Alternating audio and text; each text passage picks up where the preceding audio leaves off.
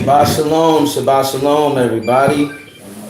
All right, so today's class we're gonna go over Genesis. As y'all know, we're trying to read through the whole book of Genesis because if you don't understand what the book of Genesis is saying, then most of all you won't understand the entire Bible. All right, the core of the Bible is pretty much concentrated in the first book of the Bible. So we read about the flood. We read historical books in regards to the confirmation of what the Bible claims is, and we read that just to prove, that the Bible is not a lie; it's completely true. And we left off at I think we finished reading Genesis chapter 11, and we read chapter 12, right?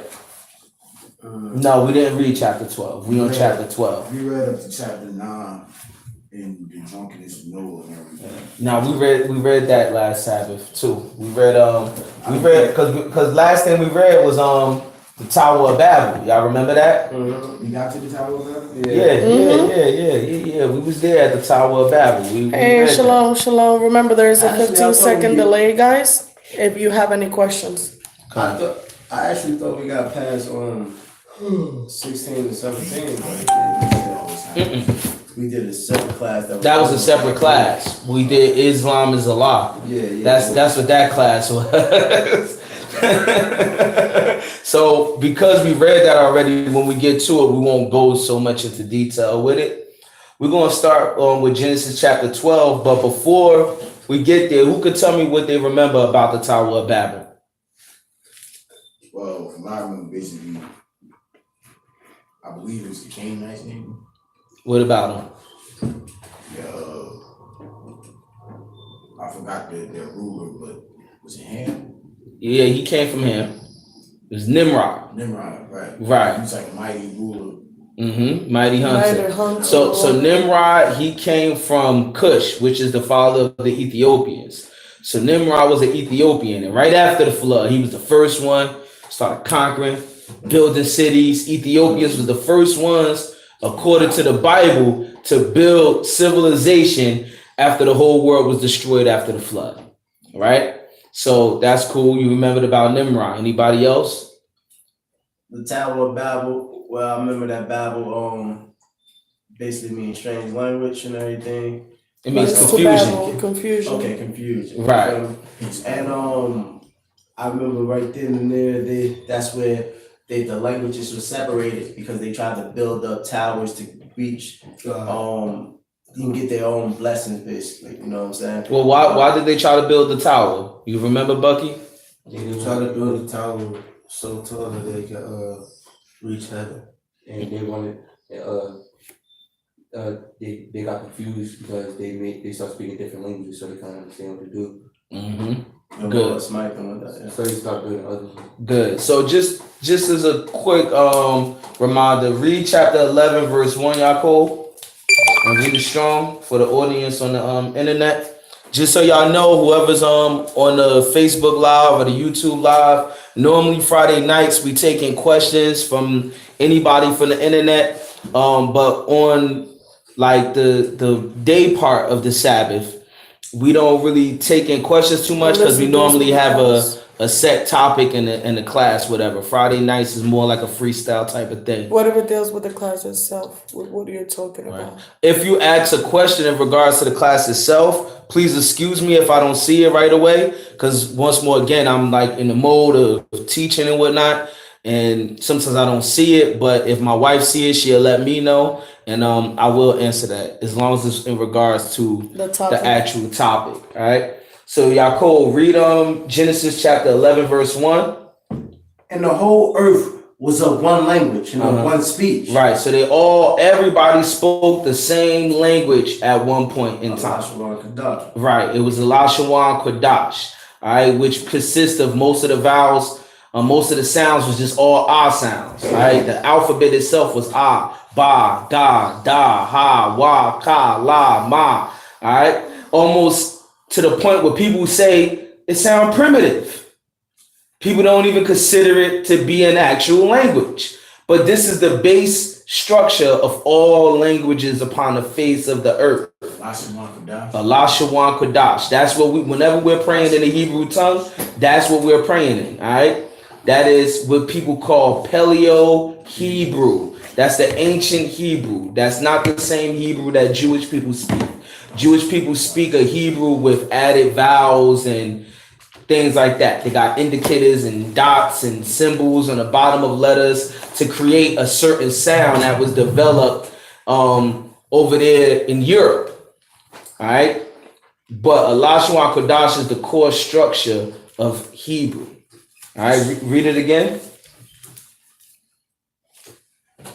And the whole earth was of one language and of one speech. Mm-hmm. And go down to verse 6. What chapter again? We in Genesis chapter 11. 11. And the Lord said, behold, the people is one, and they have all one language, and this they begin to do. And now nothing will be restrained. Salakia. You know what? You had the right spirit. Read verse 1 again and read it straight through. And the whole earth was of one language and of one speech. And it came to pass as they journeyed from the east that they found a plain in the land of Shinar, and they dwelt there. This is the Mesopotamian area where most scientists say civilization started, right? Read on. Yeah, remember when we was reading about the tablets of Gilgamesh and I was saying that he went to The mountains. yeah, right. Tamun went up there and spoke to Moses and everything, Right. but they didn't call him Moses. Yeah, not Moses, Noah. No, But they called him something else. Yeah, exactly. That's why. Right. Started to worship. And they began to worship. They pretty much worship Noah as a god. He told him to do that, right? Right, exactly. Right. Read on. And they said one to another, Go to, let us make brick and burn them thoroughly. And they had brick for stone and slime made them for mortar. And they said, Go to, let us build us a city and a tower whose top may reach unto heaven. And let us make us a name, lest we be scattered abroad upon the face of the whole earth. So they wanted to build a tower to make a name for themselves, right? And to escape any destruction that God may bring upon the earth, because they just got finished dealing with the flood. So they said, listen, we're going to build a tower so high that if God flood the earth again, he won't be able to do that to us. So is this like kind of why even as today we got stuff like the Sears Tower, the World Trade and all these Eiffel Tower and all these huge buildings? Is that like the same concept basically? Yes, it is the same concept, and I'm a go more into it. Once we get down to verse 6, I'm gonna explain why that concept is still in the world till this day. All right, read on. And the Lord came down to see the city and the tower, which the children of men builded. So when it say the Lord came down, it's not saying God himself came off of a throne and all that stuff. It's saying God sent angels down there. The Bible tell you the angels of the Lord is God's eyes. They're everywhere. All right. That's why it says his eyes is 10 times brighter than the sun. There's nothing you could do that can be hid from the Most High. I don't care if you in the basement with all of the lights out, nobody could see you. You watch your porn and God still see you. Don't matter. Listen, man. Listen.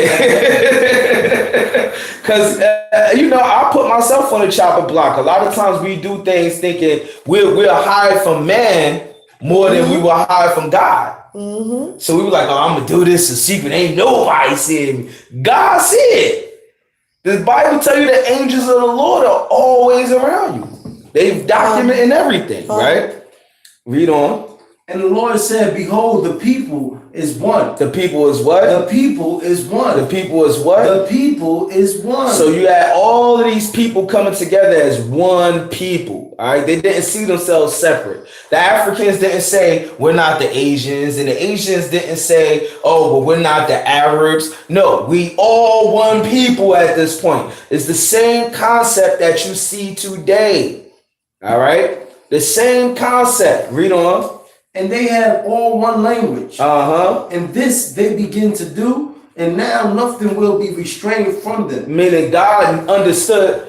God knew good and well they would never be able to build the tower that high. It was not the point. God was angry at the thought. Because now he's saying, I created man to be like me. So if they have this thought, they could, as long as they all together as one human race, they could do anything that they imagine themselves to do. Didn't they eventually build rocket ships that go out to outer space? So yeah, they was building a tower. They didn't understand then. But guess what? These guys, people built airplanes eventually. You understand now? Rocket ships, all of that stuff. That's why God said, nah, I can't have all of man together. Because as long as they're together, they'll have it in their mind to do what? Defy him. And they'll have the power to do it. God, I didn't say that they couldn't do it. He said, yo, anything that's said in their mind, they'll be able to do it. It's not in today's time when they promote multiculturalism, they say, wouldn't we all do better if we all did what? Get along. Come together.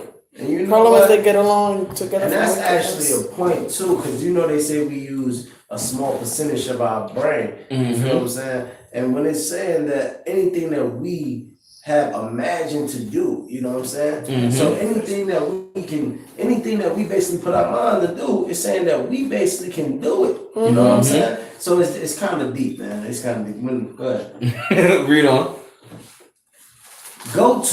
Let us go down and there confound their language, that they may not understand one another's speech. So now this is how deep the Lord is. The Lord said, y'all can create whatever y'all want, right? So I'm just going to do something real simple. Give all of y'all different languages. And that destroy something that simple. Destroy everything. Give all of them different languages, right? Read on. You start calling you Spanish and you. Hey guys, his cell phone. No, is his. Oh. Read on. So the Lord scattered them abroad from thence upon the face of all the earth, and they left off to build the city. Therefore, in the name of it called Babel. The name of it called what? Babel. Read on. Because the Lord did confound the language of the whole the earth. Right. That's why the word Babel means confusion. That's why when you're talking and you stuttering it like, oh, he's just babbling. He's babbling on. All right. That place began to be named as Babylon because it was the land of confusion, the land where all races tried to come together, defy God. All right. And the Lord had to confuse them with many different languages. All right. And still to this day, that land today is called, in modern terms, Iraq. That's where modern day Iraq is. Okay. Right there by the river Euphrates. That was the land that God was talking about. All right. Now, initially, God called that land Babylon because he confused everybody there by giving them different languages. But now, did that stop man from wanting to come together to defy God? No. Nah, because now in today's time, ancient Babylon is not even called Babylon no more. People call it Iraq. It's under the control of the United States government now. All right. We went over there in the fight against terrorism, killed Saddam Hussein, and then put somebody else in power, right? Who was going to do what America wants. So now, in today's time, what is Babylon now? Go to Revelations chapter 18.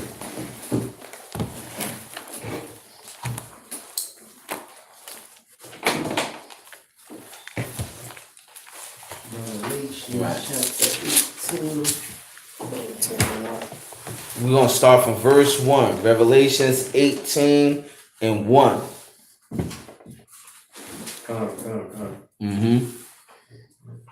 And after these things, I saw another angel come down from heaven, having great power, and the earth was lighted with his glory. And he cried mightily with a strong voice. So now this is God prophesizing the destruction of the world as we know it. Because when you read the Bible, God never said he was going to destroy the earth. God didn't say that. God just said he's going to destroy this world, like the world as we know it today. The Bible tell you the earth abideth forever. You understand? The earth abideth forever. God created the earth with a purpose. He didn't just create the earth to say, all right, I want to make this and then destroy it. You know, he didn't do that. He created it so he could dwell on earth with man. God want companionship.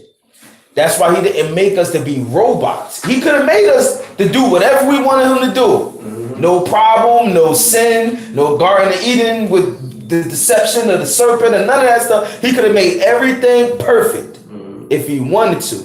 But then, would that really be true companionship? You understand? Would that really be true companionship? No, it wouldn't. It's just like getting a pet from the moment that they're born and conditioning their mind. You know what I'm saying? A pet gonna love you regardless. But humans, we're not like animals. We got our own minds. God created us to be individuals. You understand? So God wanted us to choose him because we wanted to choose him. Not because he made us to choose him, but because we wanted to choose him. You understand? And this is why God decided, let me create a chosen people. These people is going to be the example that the whole world needs to see. When they do wrong, I'm going to punish them in the midst of the whole world. When they do right, I'm going to uplift them in the midst of the whole world. And the whole world going to see my expectation of what I want from them. That's the purpose of Israel being the chosen people. You understand? So now God is prophesying the destruction of the end of the world. Read on. Babylon the Great is fallen. Read it again. Babylon the Great is fallen. So now this angel is saying, look, Babylon the Great is fallen, because it was prophesied that there was going to be another place that was going to resemble ancient Babylon. There was going to be another place that was going to keep all of the same customs of Babylon, the same concepts as Babylon, and defy God just like Babylon.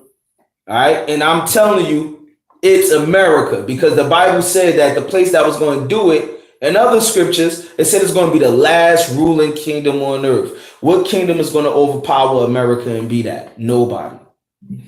I'm telling you, nobody is going to overpower America and be the last ruling kingdom on earth. Nobody even knew America existed until the 10 tribes came over here.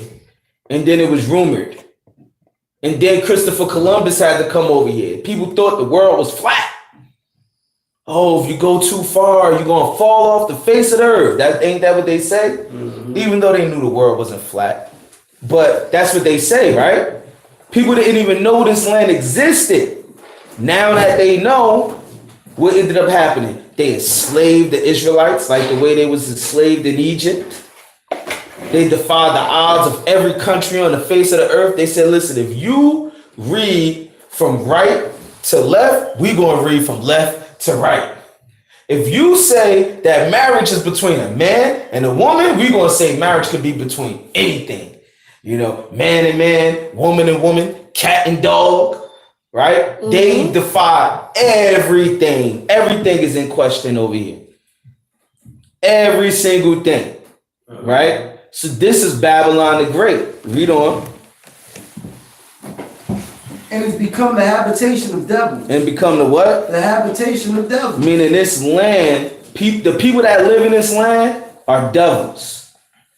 Like when people hear Israelites say, oh, the white man is the devil, people get mad, but we don't just say that the white man the devil. We say anybody that's doing evil is the devil. We say the white man because the Bible says that his people is the borderline of wickedness. So anything you could think of wicked, they would take it to the furthest level it could go. You understand? And then also when they describe them as the beast in Revelations in chapter 12, it specifically calls them the devil. But guess what? The word devil only means deceiver. You don't gotta be white to be a deceiver. All you gotta do is be a liar. Be evil. Be wicked. and perpetuate the lies that's being told here that makes you a devil too. That's why everybody who feels some type of way about the Bible prophesizing the destruction of this land are all devils with the people of this land. And you'll notice that. It's something that they holding on to that they like as far as being the devil. As far as being an American. Yeah. Something that they hold on to. Yeah, you ever notice that? Like if it's the women, they're like, well, I want to be able to dress however I want. You're a devil. When it's the dudes, I want to be able to do whatever drugs I want to sell, whatever. You're a devil. Mm-hmm. It's always something that they holding on to. And until they let that go, they're devils habiting this land like every other devil. Basically, here you can be whatever and do whatever you want. This is why everybody want to come over here. Mm-hmm. The Asians want to be over here because they can have multiple kids. They can have as much kids as they want. Mm-hmm. They can do, you know what I'm saying? They can do stuff that they can't do in China. You know what I'm saying? Mm-hmm. So everybody that come over here is different customs that they can't do in their country that they are allowed to do in America. Mm-hmm. You know? Because America is the land of the so-called free. Mm-hmm. So it's a lot of sin that's going on over here. Mm-hmm. Go ahead. Read it again. Verse 2. And he cried mightily with a strong voice, saying, Babylon the Great is fallen. Read on. Fallen, and become the habitation of the devils. Of devils. Mm-hmm. And the hold of every foul spirit. The hold of every foul spirit. Mm-hmm. Meaning this is the land where anything you could think of nasty and wicked is going on here. You understand? I watched a documentary some years ago about sex trafficking and child molestation, right? And they was doing a documentary in India. And they was pretty much secretly going into all of the whorehouses in India and videotaping all of the people that come there asking for virgin little girls and boys, right? But then at the end of the documentary, because they did the whole thing over there in India, at the end of the documentary, they said, but India is only number 2 in the world for sex trafficking. Guess who's number 1? And it was the United States of America. The United States of America was number 1 for sex trafficking. Do y'all realize just last month they had busted they had a raid on this whole place selling little boys and little girls, and the majority of the kids that was missing this whole year was dead. They had caught a Jewish rabbi there selling little kids. Wow. Into slavery. You be thinking like, and you know the crazy thing? This is not televised. Where is it at? Why am I talking about it? Why is it not on everybody's Facebook page? It's on One Nation. If you're on Facebook, go on One Nation. I shared the article. All right. You know what's so funny? It's always the people that betray to be something different. Exactly. Yeah. You know what I mean? Because, like, for example, like I was watching also, somebody had posted about the Indian ladies stealing whole TVs under their big dresses. You know those big dresses that they were wearing? A whole TV under there, bro. Wow. Strong ladies. 4 cases of water. How the hell do you put 4 cases? She was walking like this. Yep. Yo, but she had 4 cases of water under there. And you thought she was switching her booty. Yep. Right? Keep reading. For all nations have drunk of the wine of the wrath of her fornication. Mm-hmm. And the kings of the earth. It say all nations have drunk of the wrath of her fornication. Because last week we was out there preaching and the old pastor dude going to say, just say Babylon the Great. It talks about Irene. They don't have Irene here. What are you talking about? The Bible said all nations. So even if we don't have a particular thing that we trade in, the other nations that's trading with us do. And we have people over there collecting it. Right. It's Ivory. Yeah. All because argument. Ivory. Ivory. Listen, we don't have to sell ivory. All we got to do is buy it.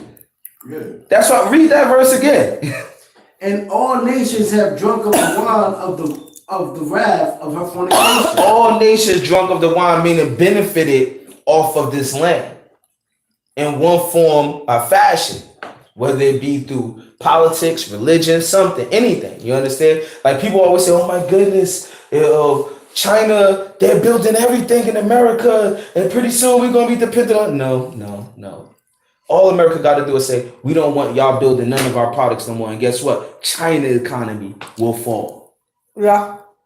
It goes both ways. Yeah. It don't go one way like, oh, they make all our number 2 pencils. We need them. No, it goes both ways. We could be like, we make our own number 2 pencils. Really, really good. Yeah. It's just that it's cheaper to outsource. Exactly. Right? So read that part again. For all nations have drunk of the wine of her wrath and of her fornication. And the kings of the earth have committed fornication with her. Meaning they were involved. All right. Anything that America was doing, quote unquote, secretly, all right, or any evil act, they was involved in one type of way. They always try to make it like they're different. They're not different. Why do you think whenever America go to war, Britain always back America. France always back America. All right. America pretty much could do whatever the heck they want. And the UN, they do whatever the heck they want. And then the UN say, we don't like it, but okay. All right. Everybody is down with them, right? Read on. The merchants of the earth are waxed rich through the abundance of her delicacies. And I heard another voice from heaven saying, come out of her, my people, that ye be not partakers of her sin. So now God is saying for us to come out of her. When it says come out of her, he's not saying leave America, because anywhere you go, you still going to be dealing with the same thing. It's talking about mentally, you got to come out of her. You got to stop being dependent and then agreeing with everything that mainstream society said. I'll be talking to sisters, and sisters be telling me about, I'm ugly and this and that. Who said that? Why? Because the magazine show you a skinny white woman or something? That's a perception. Did you know at one time in the dark ages, skinny women was looked at as ugly? And thick women was looked at as the idealistic way of beauty? Do you realize that in the early stages of America, in order for white women to emulate or copy that form of beauty, they had like a whole metal rack under their dress that they would wear. So when they put the dress down, it looked like they got a fat butt and thick thighs and a nice sized stomach. Because that showed that while there was a fan and everybody else was starving, you was eating. Yeah. So that's why being a plus size was like a thing, because that way it showed your status in society. Right. So stop being conditioned to what mainstream society say. Because while everybody out there standing in line for the new Jordans to come out and all of that, Jordan is investing money in prison systems who make deals with different states and say, if you don't provide us with enough people to be inmates in this jail, we're going to sue you. And then the police go crazy trying to make a quota and lock black people up for any reason to put your ass in jail for you to do what? In those same jails, make Jordans. Like you can make them, you can wear them. All right, make Jordans and get paid. How much I get paid in jail? What, 5 cents an hour? What? Varies, man. Speaking of that, right? I was listening to the radio one time, like some AM channel or whatever, and they was talking about in California they got this program. It's a firefighter program in prison, basically. Oh yeah. And in exchange for time giving back, you could participate in this program. Like you really fighting real live fire. Real fire, yeah. But this the kicker. You come home, you can't get a job because you're not certified by the state. Right. No matter how much experience you got. Right. In the state, and in some states, they're talking about California because of all of the wildfires. But in some states, they won't even certify you to be a firefighter because you have a criminal record. So you could be in jail and fight fires, real fires. Risk your life. If you die, look. If you die, you die. It don't matter. If he dies, he dies. That's it, right? But then when you get out of jail, now you can't be a firefighter. They also have the program with the dog training too, where they bring the dogs and everything. The dog stays with you and everything. I had that when I was at work. Yeah. The dog training program for the police. Check that out. Finish reading out. Read verse 4 again. Verse 4. And I heard another voice from heaven saying, Come out of her, my people, that ye be not partakers of her sin. That ye be not what? Partakers of her sins. Don't be partakers of her sins. Like one of the sins is the customs, like Christmas, Halloween, Thanksgiving, Easter. All of these are pagan customs that come from ancient Babylon. I could name each one. Easter. Let's start with that. The name Easter itself come from the goddess Astarte. Easter come from Astarte. She's the goddess of fertility. If you look at an ancient image of her, she have a whole bunch of breasts.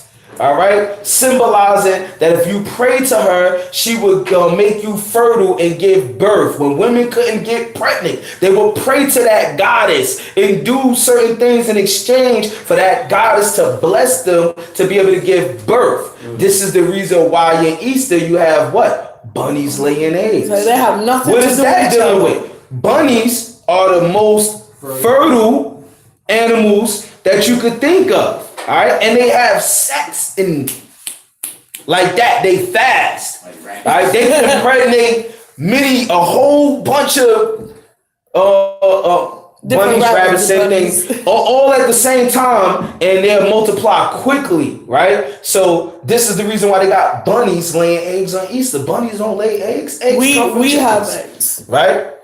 But the concept of the egg deals with what? Birth. Yeah. So now ask any self-respecting Christian, what do bunnies laying eggs and Easter egg hunts have to do with the resurrection of Christ? Yeah. Right? And when people say, oh yeah, well, we're just celebrating the resurrection of Christ, they don't want to deal with Passover though. Was not Christ crucified on the preparation day of Passover?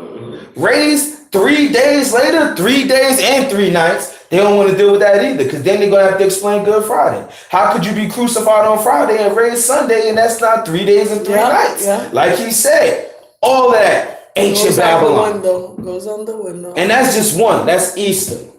If you're a Catholic, you celebrate Lent, 40 days of mourning for the death of Christ. Christ ain't never said to do that in the Bible. So it's to celebrate Pentecost. Right? That deals with the 40 days of mourning for Tammuz.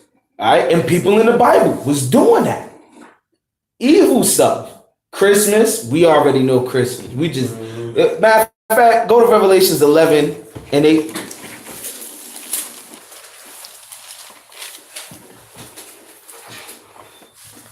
So America is Mystery Babylon. It's also called spiritual Sodom and spiritual Egypt. Read that. And their dead bodies shall lie in the street of the city, of the great city, which is spiritually is called Sodom and Egypt. Now, what city in America is the number one city that everybody think of? New York City. For David. New York City, right?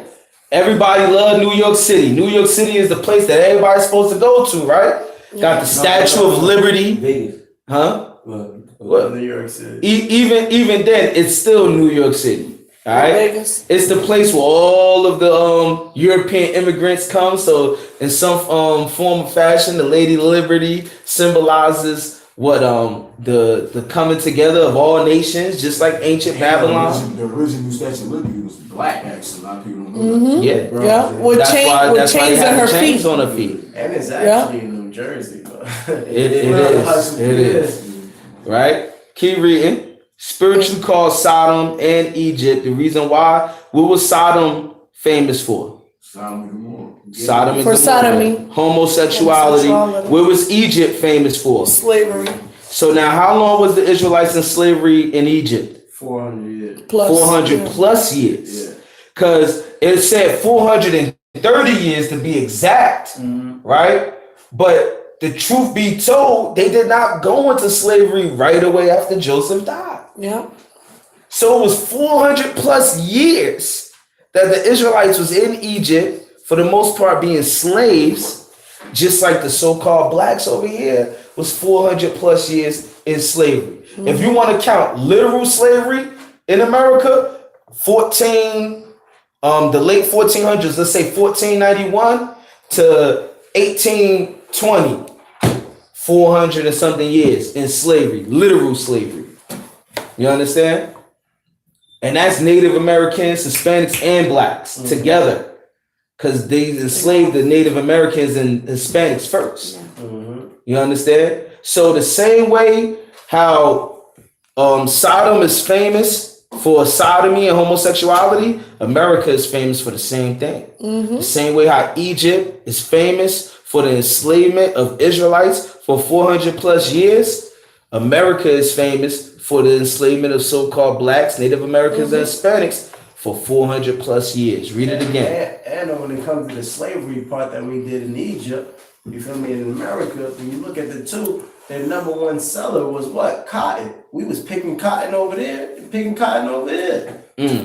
Well, I didn't know we picked cotton over there. Yeah, we was building pyramids. Nah, but I'll look that up. I'll look it up. Look that up. Keep read it again. We was building pyramids. We were building pyramids. We was building a bunch of stuff. Who was building cities? We was building and we ain't built all of the pyramids. There was a lot of pyramids before we was even there. But for sure we built the whole city. But ironically, the only pyramids that is in good condition that attract the most tourism is the ones that we built.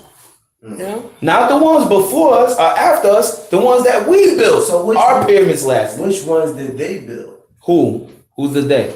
You said we didn't build all the pyramids. Right, because you got it's split into three kingdoms. You have the old kingdom, the middle kingdom, and the new kingdom. Pyramids that was made in the midst of the middle kingdom to the new kingdom was built by us. This is right. Python and Ramesses. These are famous cities. Write it down. And I know that he told me that. It's called. But you didn't remember just now. In today's time, it's called the Valley.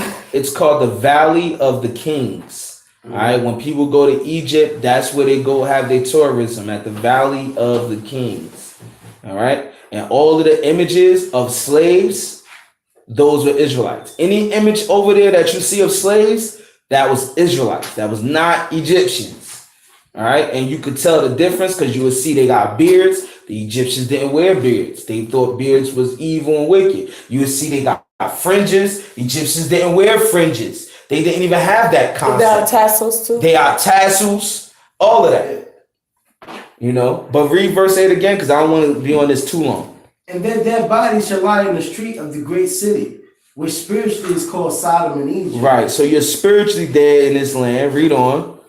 Where also our Lord was crucified. Right, because they put the white image of Jesus Christ up during the Renaissance period, perpetuated that image all throughout the world. Read on. And they of the people and kindreds and tongues and nations shall see their dead bodies 3 days and a half. Right, because they used to lynch us and leave us hanging up there. They ain't bury us. They left us hanging on those trees. That's why, what was the name of the sister that did that song? Strange Fruit, hanging from the trees. You understand? That's what that song was about. We were the strange fruit, hanging from the trees, right? Read on. And shall not suffer their dead bodies to be put in graves. Look up Black Wall Street. Black Wall Street, the dead bodies in Black Wall Street. Watch this. I'm going to show you how real the Bible is. It said they will not suffer their dead bodies to be put in graves, right? Watch this. We about to look at some stuff real quick. And when it's saying they wouldn't suffer us to have graves, we didn't receive no proper burial. There's the thing called the Devil's Punch Bowl. The devil's what? The Devil's Punch Bowl. All right, and you might want to look that up. And pretty much it's a mass grave site because they killed so many blacks and Native Americans in a race war that they just took all of the dead bodies and just threw them in one big hole. One big hole. All right, can't even count how many dead bodies is over there, and they won't let you now because now it's a historic site. That's one, but I will have to look, but I didn't want it to take too long. Right, hold on. I was looking. Hold on. It's one that Here, I'll look. it's one where it's like I got this documentary called Black Wall Street, And in the documentary, they showed the pictures because they was talking about how they tried to lie about the numbers of how many black people were killed in the war against Black Wall Street, right? Mm-hmm. And they try to make it less. But when you look at the pictures, you see hundreds of dead bodies stacked in on top of one another, right? And did they bury them? No, they just dug one big old hole. Threw them all in there. No proper burials. You understand? But read that again. The about the dead bodies. They of the people and the kindreds and tongues and nations shall see their dead bodies 3 days and a half, and shall not suffer their dead bodies to be put in graves. Read on. And they that dwell upon the earth shall rejoice over them and make merry. And make what? And make merry. Look, they rejoice over your bodies when you was being lynched, when you was being burnt, and it said they make merry. Then in the holiday season, they would say, Merry Christmas. All right? And they made postcards of you.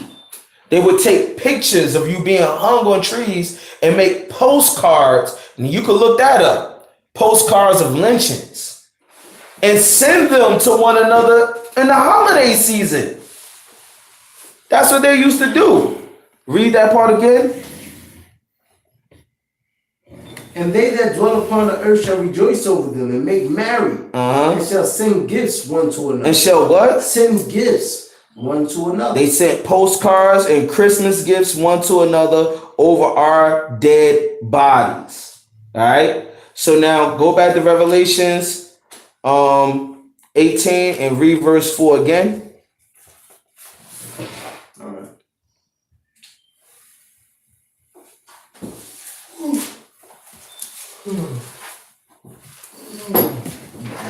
Verse 4. And I heard another voice from heaven saying, Come out of her, my people, that ye be not partakers of her sins. So now when it says be not partakers of her sins, all right, like this is a postcard right here. This picture right here is a postcard that they made of a lynching. And they sent it to family members. Let me show it to the internet world first. Right? Whoa, second. Yeah. All right. And you can pass that around. That's just one postcard. I just did a video on one of my phone tap videos.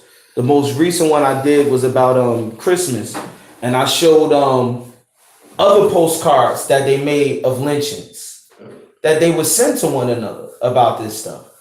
So now the sins that it's telling us not to be partakers of, it's talking about all kind of sins. Their holidays, all right? Their political correct views. You understand? Don't get me wrong. I'm not for disrespecting anybody. I don't care what sin they do. You know, if somebody gay or whatever, I'm gonna give you the word, and then you accept it or reject it. That's that. I'm not about to bully you and act all brand new because of your sexual preference, right? But in this world, they want you to agree with it. That's not enough for this world. It ain't enough that you treat everybody with respect regardless of what sin they have. They say, no, you have to agree with it. When your child comes to school, we're going to have books that say Sally has 2 moms or 2 dads. All right? That's what we're dealing with. That's why I said, come out of her and be not partakers of her sins. Read on. And I heard a voice from heaven saying, Come out of her, my people, that ye be not partakers of her sins, that ye receive not of her plagues. Right. So now let's go back to Genesis chapter 12. The Bible is saying we got to come out of her the same way how Abraham had to come out of ancient Babylon. This is the new Babylon that we living in. Abraham lived in the original Babylon. All right. And he had to leave that place.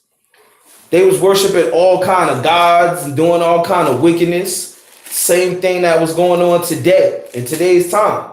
And God told Abraham, just go. Didn't even give him a direction. Just go. Get out of here. And Abraham did not hesitate.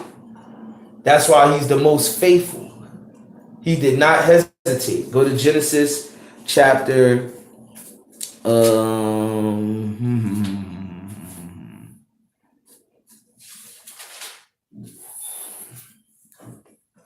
we want to start from 12, verse 1.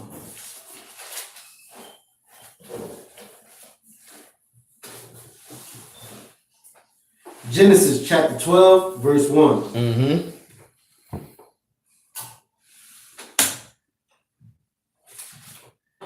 And the Lord has said unto Abram, get thee out of thy country. So now that's what we just heard. We just heard the commandment where God told us, get out the mind state of this new Babylon. All right, but here God is telling Abraham literally, and for some of us, we might literally have to get out of America. I'm not gonna lie. Some of us, I ain't saying that we supposed to just leave the whole land, whatever, because I believe the Most High is going to deliver us out of here. But some of us, we really might have to leave. Even if you don't leave America, you might have to leave certain areas just to be able to keep these laws. Mm-hmm. You understand? Like, I love teaching in the New York, New Jersey area because this is where the most sin is, where our people is really the most destroyed, mentally wise, right? But guess what?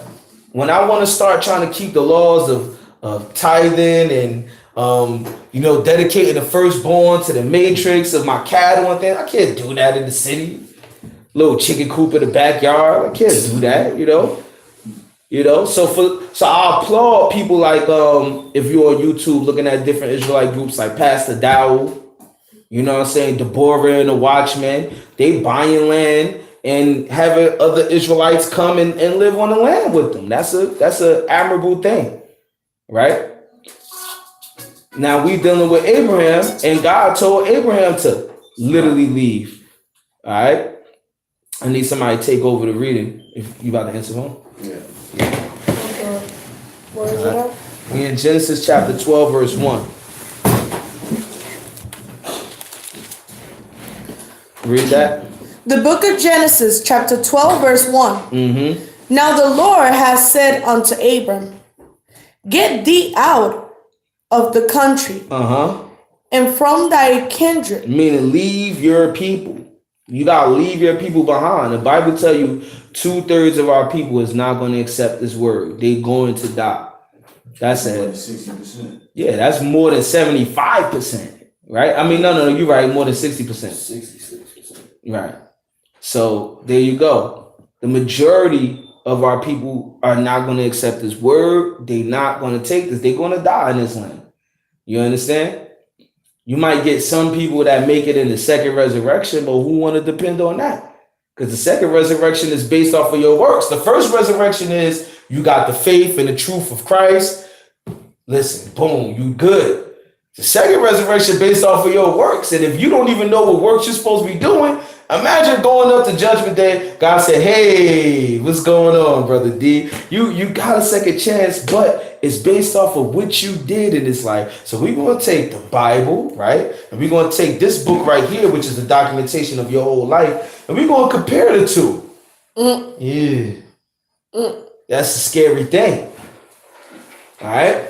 That's a real scary thing. Read on. And from thy father's house unto a land that I will show thee. Right. That's why Yahushua, Jesus Christ, he said he didn't come to bring peace. He came to bring a sword. He came to divide father from son and daughter-in-law from mother-in-law and all of that stuff. Right? Because just following this word alone will cause separation. Imagine the only time your family get together is Thanksgiving and Christmas, and then you the only one that's like, I can't go. The whole family gonna be mad at you. What do you mean? This is the only time we can get together as family. You don't gotta celebrate Christmas. Just come for the family. Then you come and they like, take a picture by the Christmas tree. What the hell is this? You said come just for the family. You want me to take a picture by the Christmas tree? I got a present for you. I don't celebrate Christmas. Just take the present. You don't gotta accept it in the name of Christmas. Just take the present. Yo, that happened to me, yo. This Christmas, yo, my aunt got me a little present. I wasn't expecting it though. Is that the Muslim one? Nah. Oh, I was about to say. So my other aunt, she just gave me a gift. I'm like, oh shit. Yeah, it happens. Yep. It happens, right? Read on. Damn. Verse 2. And I will make of thee a great nation. So the great nation that he's talking about is the Israelites. God gave a promise to Abraham that God's chosen people was going to come from his lineage. He's saying, listen, I'm going to make you a great nation. Read on. And I will bless thee and make thy name great. And thou shalt be a blessing. And I will bless them that bless thee. Right. So now this is how we deal with non-Israelites. Because everybody, as soon as you go out there and you start teaching with God's chosen people, I just watched a video today. What about the Chinese, man? Who said that? Just some random guy in the crowd. Your brother's about teaching somebody, what about the Chinese, man? What the hell? What about the Chinese, man? What makes you even think about that? But nonetheless, the Bible says, I will bless them that what? That bless thee. That bless thee. Right? That's very simple. Read on. And curse him that curse thee. And say, and will curse them that curse thee. So guess what? All you got to do is show mercy unto the children of Israel.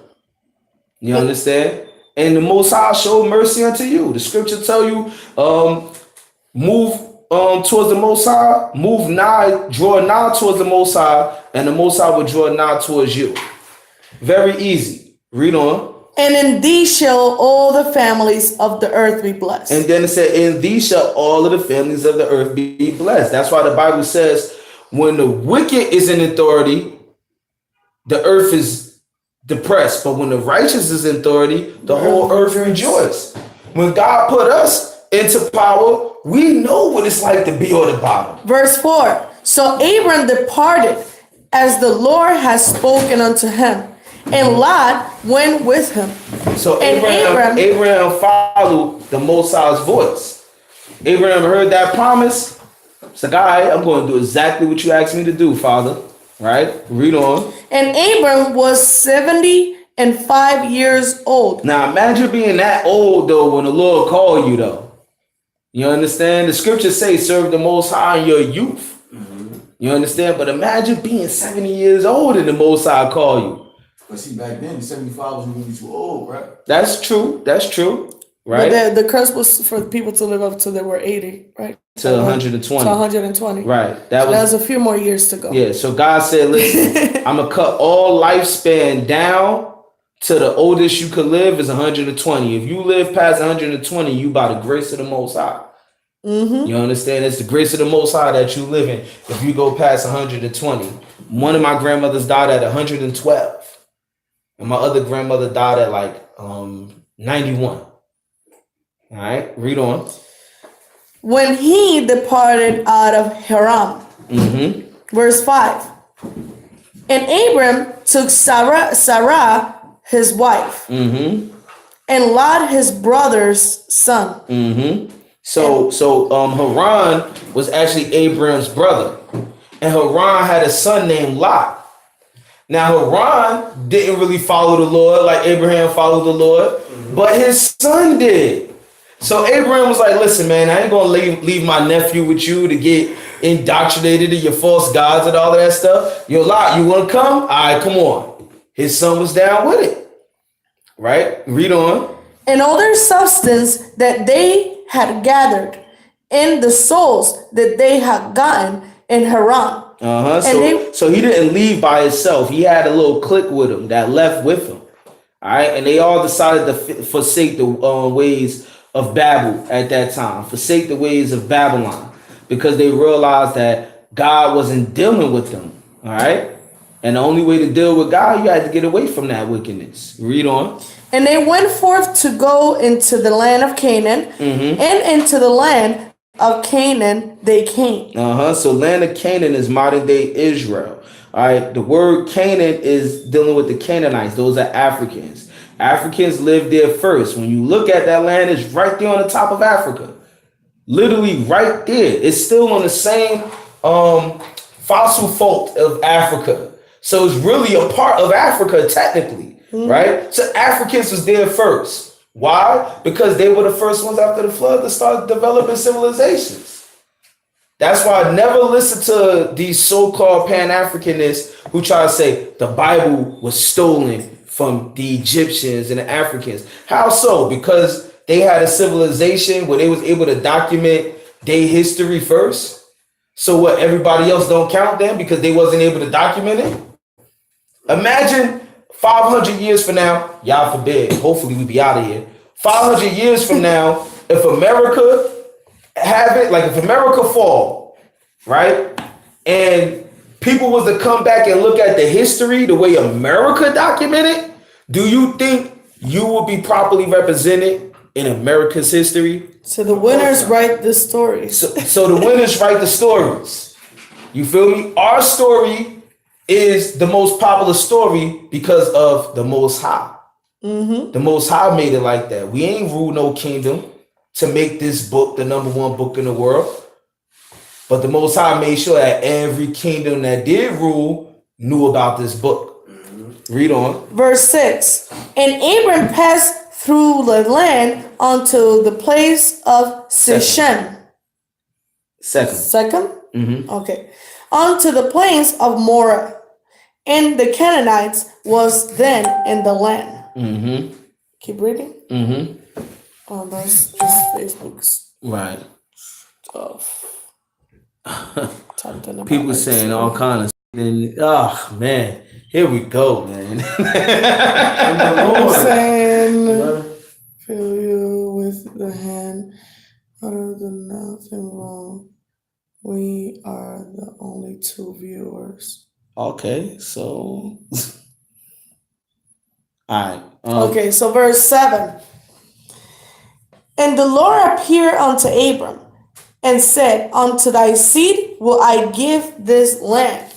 Mm-hmm. And there builded he an altar unto the Lord who appeared to him. Right. So now Abram built an altar because the Lord, he had an encounter with the Lord. So now when you have an encounter with the Lord, he's like, yo, listen, I got to make a memorial for this. Who gets the chance to speak with God? God giving visions or all of that stuff, that don't happen every day. So he built the altar to the Lord. Yaakov, I'm gonna need you to take over, but I need you to be strong and lively for the internet world out here, all right? Verse 8. And he removed from thence.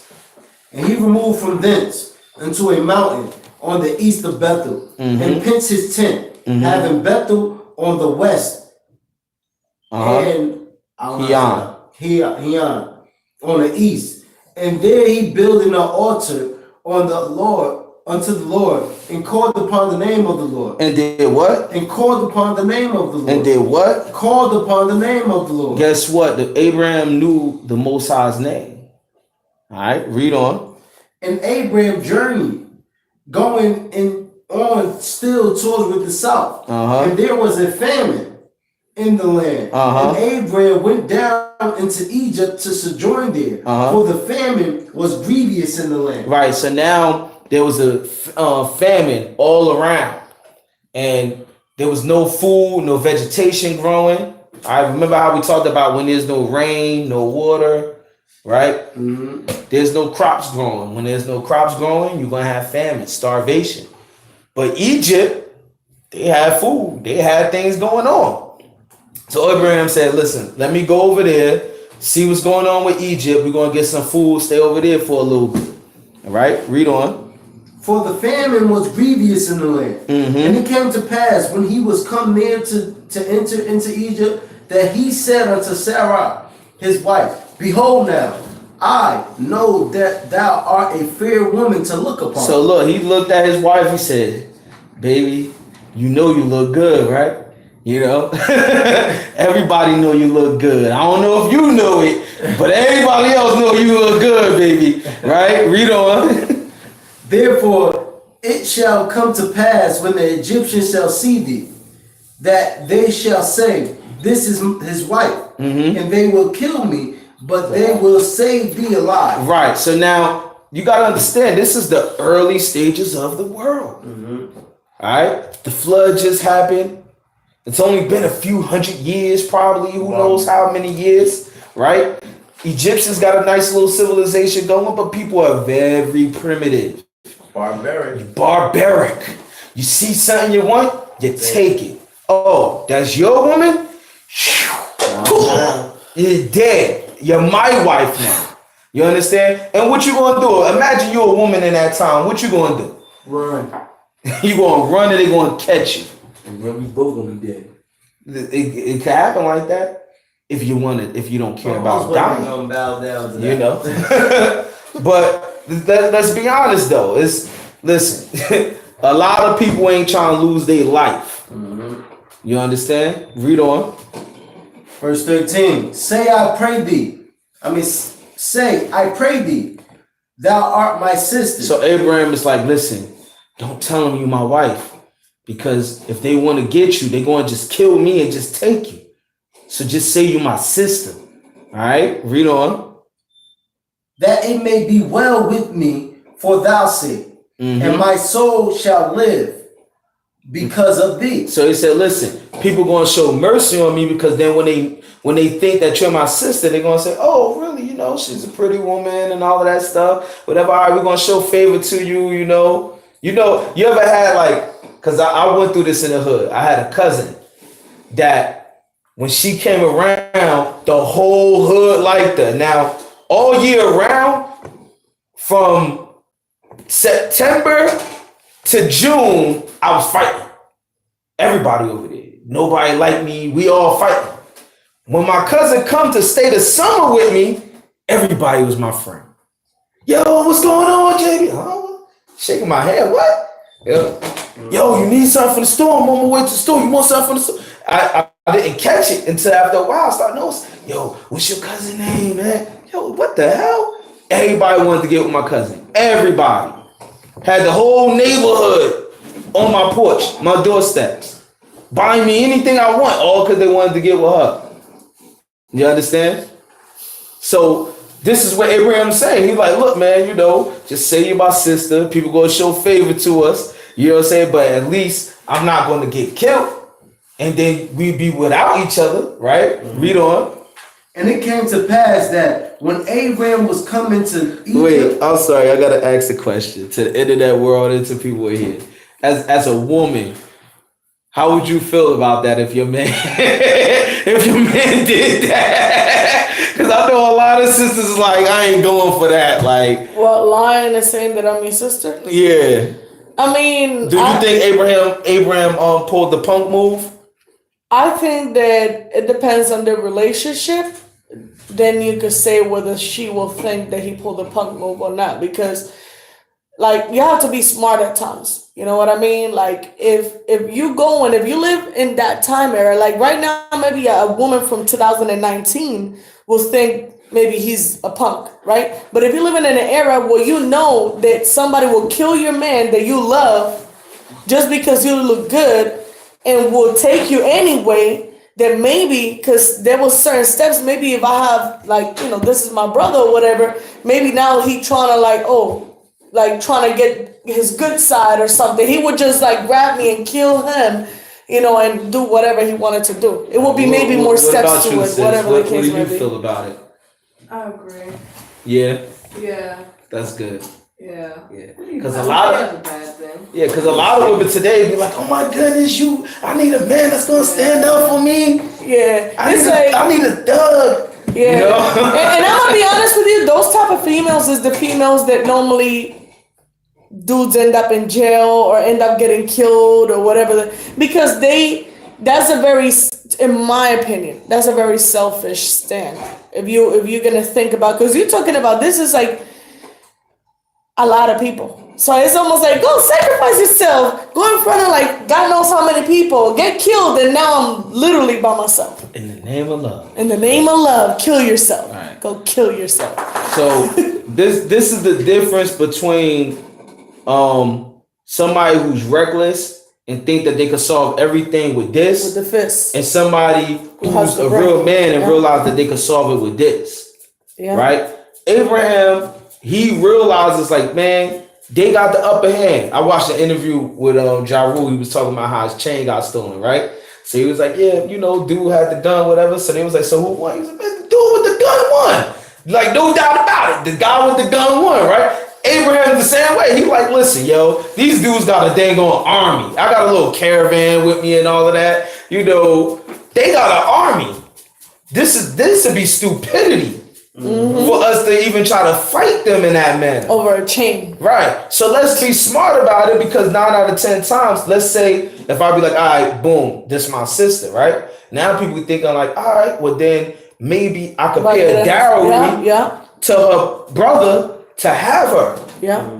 Versus, oh, that's my wife. Really? Then the easy way is to kill you, and now you're out of the way. Exactly. There you go. Right? Read on. And it came to pass that when Abram was coming to Egypt, that the Egyptians behold the woman, that she was very fair. And the princes also of Pharaoh saw her, and commanded her before Pharaoh. And the woman was taken into Pharaoh's house. And he entreated Abram well for her sake. Mm-hmm. And so he was giving Abram anything he wanted. So in other words, it was exactly how we he was giving him anything he wanted. Like, yo, listen, yo, so, you know what you need? You need a couch, you need a house, you need what you want, right? Read on. And he has sheep and oxen and asses, and his men servant and maid servants and sheep, asses, and camels. So look, they gave Abraham cattle and servants, and they gave her cattle and servants. Imagine that. They're like, here, you can have this person, not this cow. You can have this person. That's your personal servant now. Maybe that's how she got Hagar. That is how she got Hagar. Oh, there you go. All right, read on. And the Lord plagued Pharaoh in his house with great plagues, because of Sarah, Abraham's wife. Mm-hmm. And Pharaoh, so now they took Sarah, right? And before he could even lay with her, before he could even try to get a first kiss, the Lord put plagues on them. Start making them sick and everything. You understand, right? So now people getting all messed up in the game, having bad dreams. You go to sleep, you having bad dreams. You're like, what the hell? Like, yo, everything was good until a week ago. You know what I'm saying? It was just good all a week ago. Now she get here, everything going crazy. Right? Read on. Why sayest thou, she is my sister? Right. So now the Pharaoh came to Abram and said, yo, why did you say that's your sister, man? Read on. Hold on, my bad. Salaki. Verse 18. And Pharaoh called Abram and said, what is this that thou hast done unto me? Mm-hmm. Why didst thou not tell me that she was thy wife? He said, so after a while, he said, nah, man. I think the Most High jacking me up because that's this man's wife. I'm about to commit adultery. So he called Abraham, yo, why you ain't tell me that's your wife, bro? I would have respected you, man. Lying, though. He lying. But, you know, he's paying the penalty. Right? Read on. Why sayest thou, she's my sister, so I might have taken her to me to wife? You said, listen, you said that's your sister. I could have messed around and had sex with this woman. Then I would have been messed up by God, because then I would have been committing adultery. Right? Read on. Now therefore, behold thy wife, take her, go thy way. He said, yo, get the heck up out of here. Take your woman, everything we gave you, all that, get the heck out of here, man. All right, read on. And Pharaoh commanded his men concerning him, and they sent him away and his wife and all that he had. Right, so now, these times, it's going to come back into the world again. That's why the Bible tell you that, go to Isaiah chapter 13, and I think it's verse 10. Isaiah chapter 13.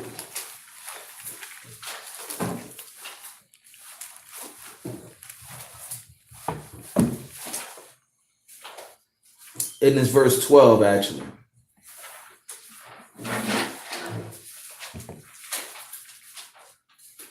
Verse 12. I will make a man more precious than fine gold. Even a man that the golden wedge of Ophir. Right. So you can go back to the scripture. The Bible says God gonna make it where a man is gonna be more precious than gold.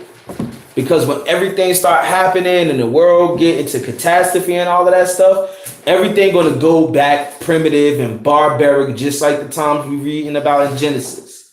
people talk about women liberations and men and women being on the same equal plane, right? You have to understand something, right? Women have certain things about them that men don't have that will make it where we never will be equal. Women have periods and men will never have periods. Women get pregnant. Men will never get pregnant. Women give birth to children and is weak temporarily after they give birth to children. That would never happen to men. So now what do you think is going to happen in a world where government will collapse? There's no law and order to protect no women's rights. And all you got is a bunch of dang on numbskulls and idiots with AR-15s out there going crazy that think the other head. What do you think is going to happen in those days? The Bible tell you a man is going to be more precious than gold. You're not just any man. You're gonna need stand up man. Exactly, like you said, not just any man. You understand? Because a lot of men that is so caught up in the society of spiritual Babylon, man, they not gonna make it. They not gonna make it. Even some of the people that say that they're in the truth and they quote unquote women haters and they all, the man, but you don't know how to fight, you don't know how to shoot, you don't know how to build, you don't know how to do anything they're supposed to make a man that's a representation of a man. So you could holler man, and then that day you're gonna get stomped out, beat up, all right, and you probably gonna get raped. It's a lot of fruitcakes out there. So a lot of fruitcakes. Yeah, because listen, man, this world is going to get wild in the last days. It's going to get real wild. You understand? So that's why the way we teach over here, we don't just teach women to be women. We teach men to be men. You understand? It was a beautiful thing that every year Feast of Tabernacles, I learned more and more how to do things on my own. See, my wife, she come from the islands. Certain things over there is natural. You know what I'm saying? They don't got that whole city element that separates you from wildlife. You know what I'm saying? So now building fires and all of that stuff, we come from a society where they condition you to think fires is an unsafe thing. Dangerous. It's dangerous. Like, well, they do it over there all the time. The wood that you buy at Home Depot is treated wood because they're afraid that people gonna leave fire unattended and burn themselves up. You understand? Yeah. So we live in a certain element where men really are not like men in this type of element. You understand? So now every year in Feast of Tabernacles, when I started learning how to build my own fire, you know what I'm saying? Keep things orderly. Because I ain't gonna lie, being in that campsite, it's bears over there. We seen the bears. You see what I'm saying? We seen the bears. So Feast of Tabernacles, my wife cooking and leaving stuff around, I'm right behind her. She ain't never have to ask me to clean up. I remember before that, she like, baby, get this. Listen, I was like, I ain't no bear getting my ass. I'm cleaning. She ain't even asking me. I'm cleaning everything up. Like, yo, brothers, make sure you clean up everything. You know why? Because when it was like me and him, he didn't really feel like the necessity because we both will clean up after ourselves. You know what I mean? So it will be like, oh, if I open something or if he opens something, he already put it in a little plastic bag or whatever the case may be.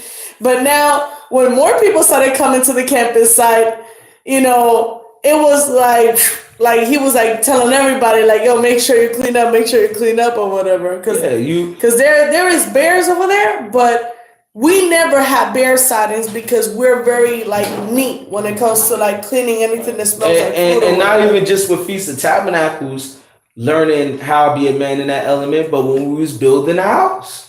You understand? I was doing the hell out of those little measurements and cutting boards. I was kind of happy, it gave him definitely a sense of purpose. But one of the things that I think that it was, to me, the best attribute, it was when we had to make the roof of the house. The roof was challenging because you have to hold the wood up. You know what I mean? So that was like, well, baby, that's what God gave you muscles for. He was like, hurry up, screw. Yeah.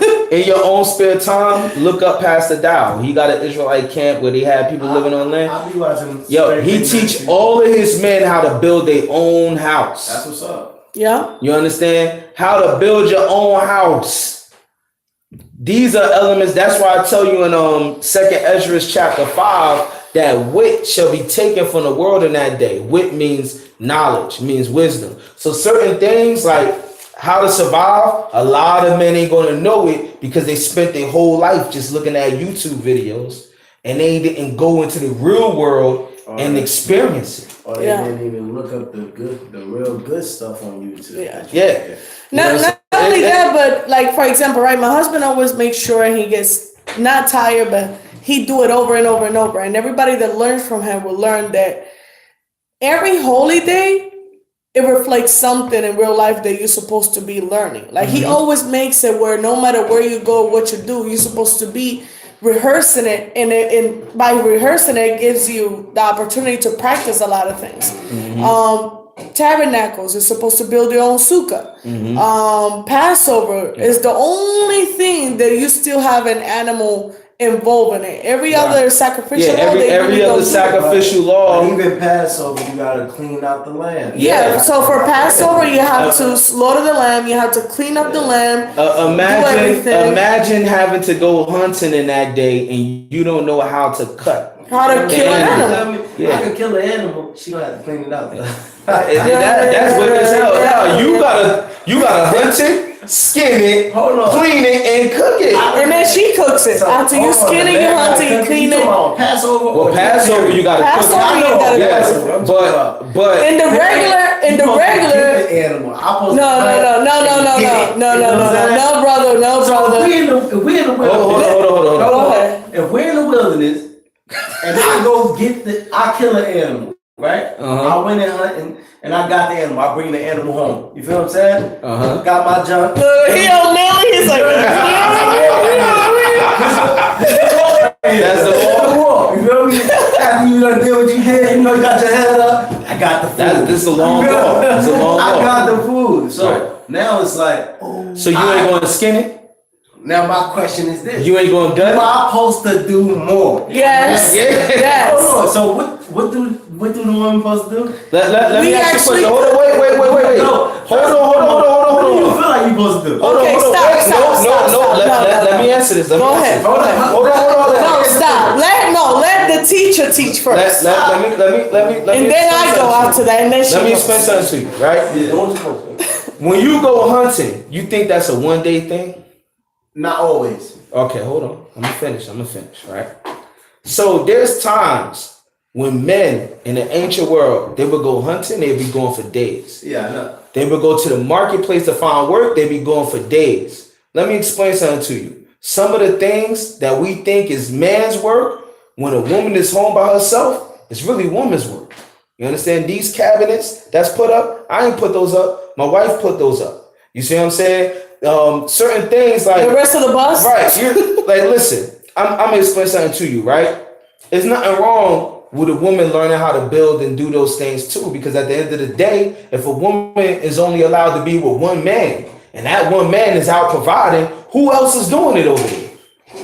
You ain't gonna have another man going to do it for you, right? So I understand. All right, so wait, pause. Because so my point in making that. My reason for making that point is that, believe it or not, the woman is doing a lot more work than you believe she's doing. You think she's just so sitting in the house? When you coming back with that llama or goat or deer, venison, whatever it is that you done hunted, this woman done took care of some kids, done fed all of the animals in your farm, done fixed wash all your clothes, wash the clothes. You about dusted the carpets. Now you about to tell this woman to do more labor and cut this up and cutting up an animal is not easy. Cut this animal up, gut this animal, clean it, and cook it. Come on, man. You really? I'm not saying. And all you did was going for a trip, and I'm not saying that a woman can't do it either. Yeah. I'm not saying that she shouldn't do it either. Mm-hmm. But what I'm saying is, what make you think that as a man that the only thing you have to do is just hunt and bring it home, and that's it. All right. So wait. Pause. I said I had it before you had it. All right. So this is the other thing, right? When it comes to the sacrifices, who did them? in the temple? The men did. The men did them. Why do you think that the men did them? Because the Most High put it that way, and we're at the Okay, image of why do you God. think physically, why do you think that men did them besides the men being, the main dudes? So the woman. So you're trying to say because of the strength? Hell yeah. Do you know how much it takes to put an animal upside down? Have you seen when they skin an animal and do all that work? I seen. So you telling me that you're gonna have women grabbing a whole sheep, lifting it up when it takes I've seen men struggle with sheep at the slaughterhouse. I go every year that's what I do. I go and I make sure that I pick, and tell my husband they have this availability so he could go and pick the lamb and things like that, right? Mm-hmm. So you telling me that if I see a man over there struggling, grabbing a whole sheep, putting it upside down, mind you, the sheep is kicking too. She's like, you ain't gonna kill me. You gotta grab it, put it upside down, skin it, cut it, gut it, clean it, and then come take it down and go clean it. You really gonna make a woman do that? So now you playing the strength, bro. No, but it is not that. It's not that. It's the reality of things. It's the reality of things. You saying that y'all can't do it. That's what No, if a woman is put in the predicament, let me tell you something. There's a reason why. Could we not dwell on this too long? I want to get back. So where is the man's strongest strength building? When they tell you about man anatomy and woman anatomy, right? Mm-hmm. Where is the man's strength in? You don't know? I don't know. Their upper body. Where's the woman's strength in, sis? Waist. From the waist down.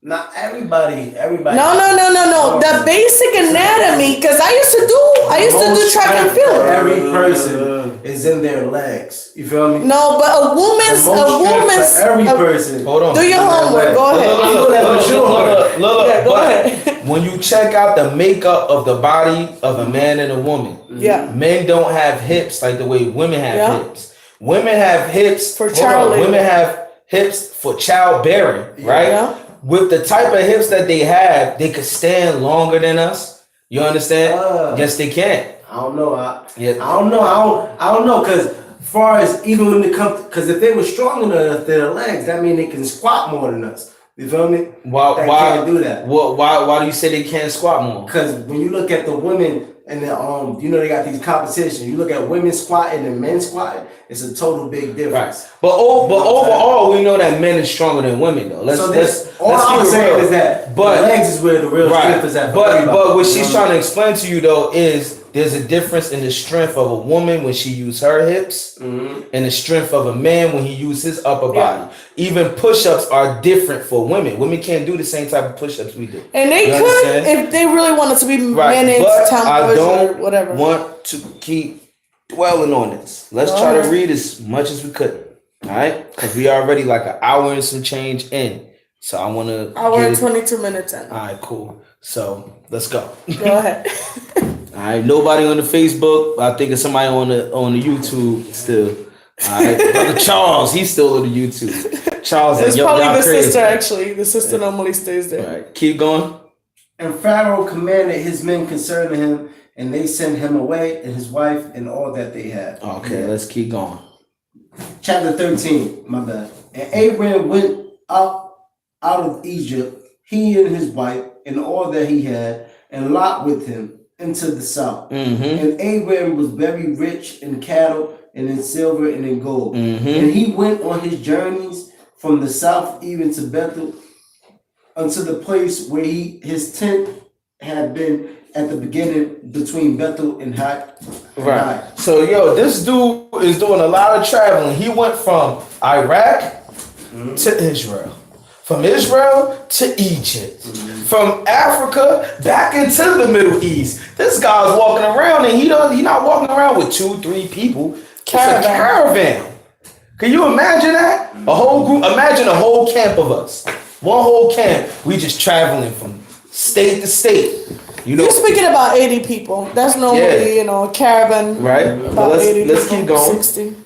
Unto the place of the altar, which he had made there at the first. And there Abram called unto the name of the Lord. And Lot also, which went with Abram, had flock and herds and tents. Right. So that showed you that Lot also was a godly man. Because it said Abraham called out on the name of the Lord, and Lot did the same thing. Read on. And land was not able to bear them, that they might dwell together, for the substance was great, so that they could not dwell together. So now Lot pretty much had his own camp at that point. You understand? Lot had mad people that were starting to follow under him and things like that. And Lot began to gain riches and cattle, right? So now Abraham, the whole camp is supposed to be Abraham's, right? Mm-hmm. Abraham's growing in wealth. But now Lot is with him, and as Abraham's growing in wealth, Lot is growing in wealth too. So now Lot practically got his own camp with him. So now it's like two camps together, and they're like, yo, this land ain't big enough for the both of us. You understand? Something gotta get it.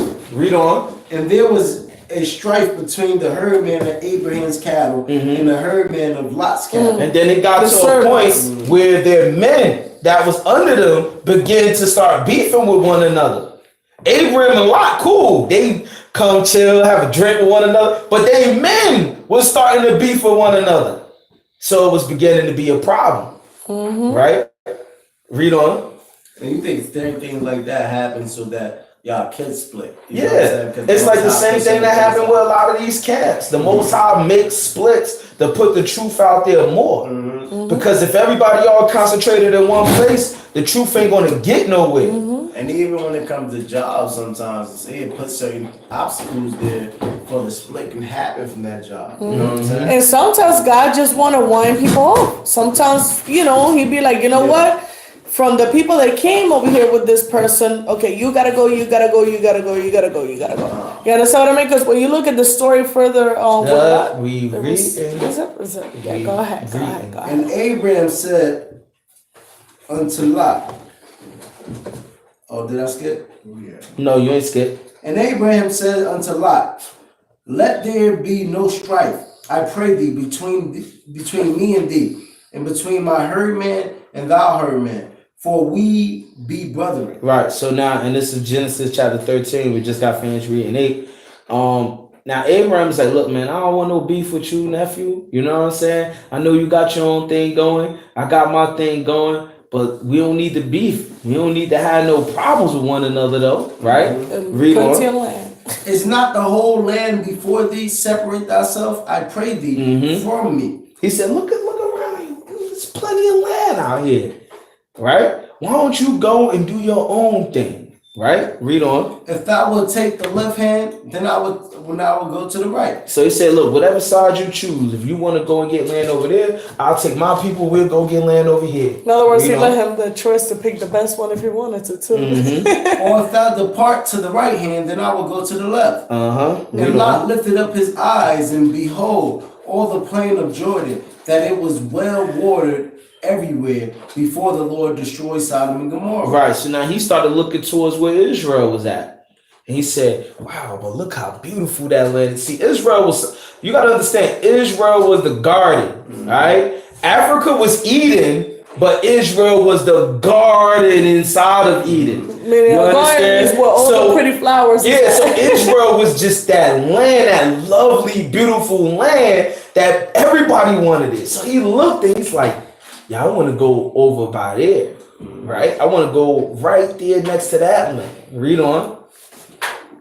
Even as the garden of the Lord make the land of Egypt, as thou comest unto Zorah. Right, because Israel is right next to Egypt. So he said, even as the garden of the Lord. That's the garden of the Lord. Read on. Then Lot chose him all the plain of Jordan, and Lot journeyed east, and they separate themselves the one from the other. Right. So now he chose to go to where Sodom and Gomorrah was at, which was right next to the land of Israel. All right. In today's time, it's called the Dead Sea. Whenever you buy products and it say Dead Sea salt and all of that stuff, it's products that come from that land. And we're about to find out why are people able to get Dead Sea from that Dead Sea salt and all of that stuff from that land. We're about to find out how that land got that way to begin with. Read on.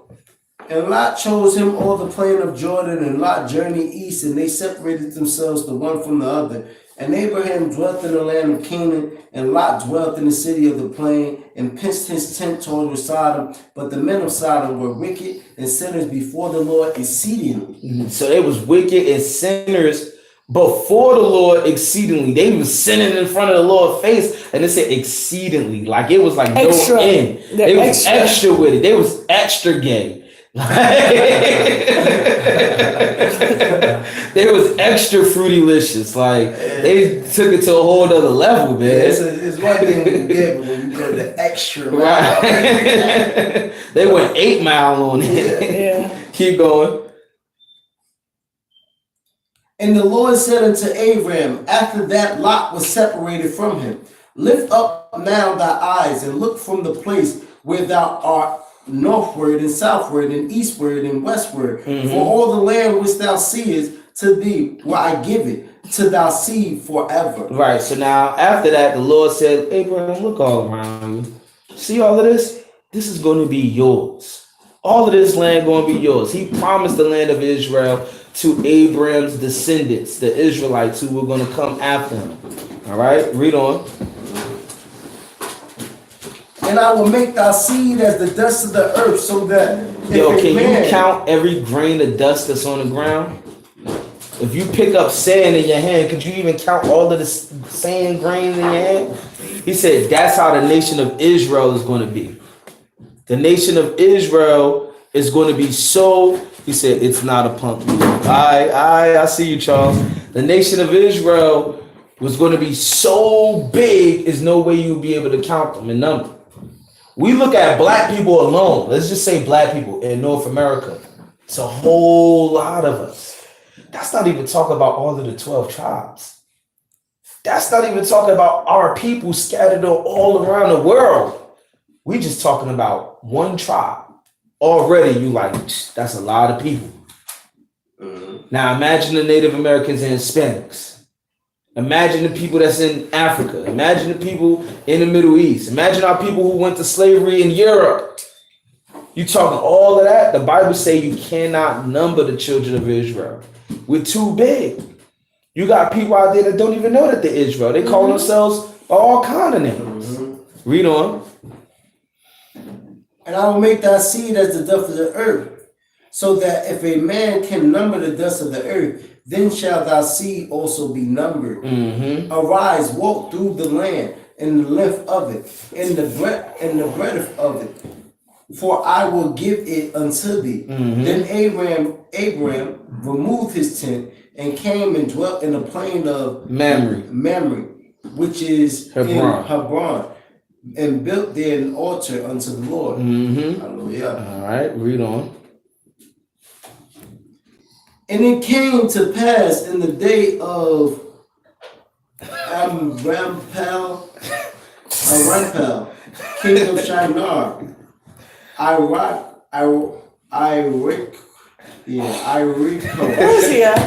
He's verse 1, chapter 14. It's all right. He got it. He got to learn it. King of Eleazar. King of Eleazar, Chado. So look, you see how they got it broken down? Yeah. Just pronounce each one the way it's broken down. So it's Chad, Arla, or More. Chad, Arla, or More. Read on. King of Elam. Entitled King of Nations. Nations.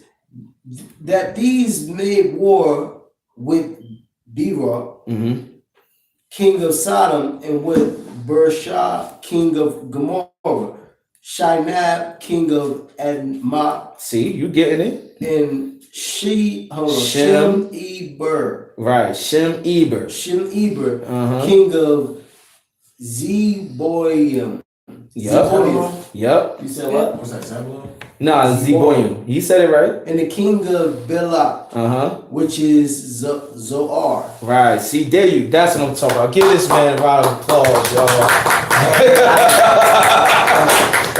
All you gotta do, they translated it in English like that, broke it down just like that. Names. I try. Yeah. I'm getting this coming back. All right. Keep reading.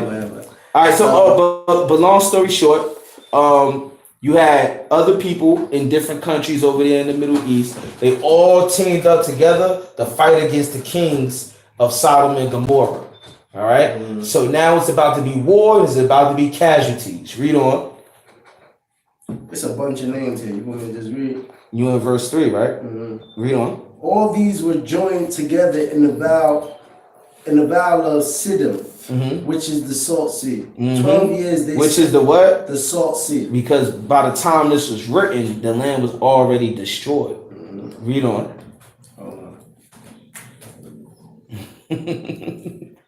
Just hit you with something, right? All right. We chapter 14, verse 4 now. 12 years they served Shep-Olamor. Yeah. In the 13th Shep-Olamor. In the 13th year they rebelled. And in the 14th year came Shep-Olamor. And the kings that were with him and smote Repharmenes. And Edastroth and Carneum and Zuzium and Ham and Emins and Shavaz, Shavaz, Kir-Iatham. So now you got all you got Africans, you got East Indians, you got Arabs. All of these people are together fighting against the Sodomites in Sodom and Gomorrah. All right. You know why it's so difficult? When you was young, did they still have the phonics classes? No, they took phonics out when I was young. Don't worry.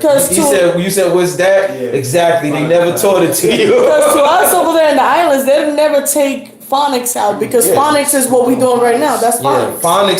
Phonics is actually what teaches you how to pronounce certain words and with the syllables and all of that stuff when you put it together. Like mame, mimomu, tate, tito, tu. And what they did was when I was I think when I was in high school, they took phonics out of the schools because they said it was too complicated for the children in elementary school.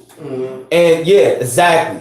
But that was very strategic because it's supposed to be. But that was strategic. They took phonics out of the schools on purpose so that it'd be difficult for the youth. And that's how you end up reading like this. To learn how to read. And now what they did, now that they took it out. They took it out. Look, hold on. And now that they took phonics out of the school, they created DVDs. Check this out. They created DVDs that teach you phonics now that you gotta pay for. Yep. So they got DVDs like My Baby Could Read and all that stuff. All of that stuff is just phonics. Yeah. So they just took phonics classes, put it on DVD, and now they're selling it to you instead of giving it to you in school for free. They've been selling it over here. Because that's what they have it like in Puerto Rico. That's one of the classes. It's like you have to take a word and you got to separate it, and you got to separate it properly how they have it here. But let's keep going. Let's keep going because we got a lot. Complicated. This is the last chapter. I'm not good with these names. Maybe somebody else read. No, you gonna read it. Let your wife read. You gonna read it. You gotta learn it. Because at the end of the day, hold on. Here's the reason why you gotta read it, right? Because you're a reader. Because at the end of the day, the priesthood, it belongs with the men. You understand? So I use my wife to read sometimes because it's easier because she knows it. And I'm always reading with her and teaching her. You feel me? But really, it's supposed to be motivation for you guys. You know what I'm saying? The motivation for you guys to be able to read the same way, but stronger. Because when we on the street, I can't get my wife to read for me. I might get her to translate for me. I talk to a Spanish person and be like, all right, I need you to translate. But I can't get her to read for me or teach the scriptures. I'm going to need y'all to do that. You know what I'm saying? I'm going to have to build y'all up to do that. So the same way how I had to embarrass myself in a room full of a whole bunch of people. More people. You got to do this. Way more people. You got to do the same thing. You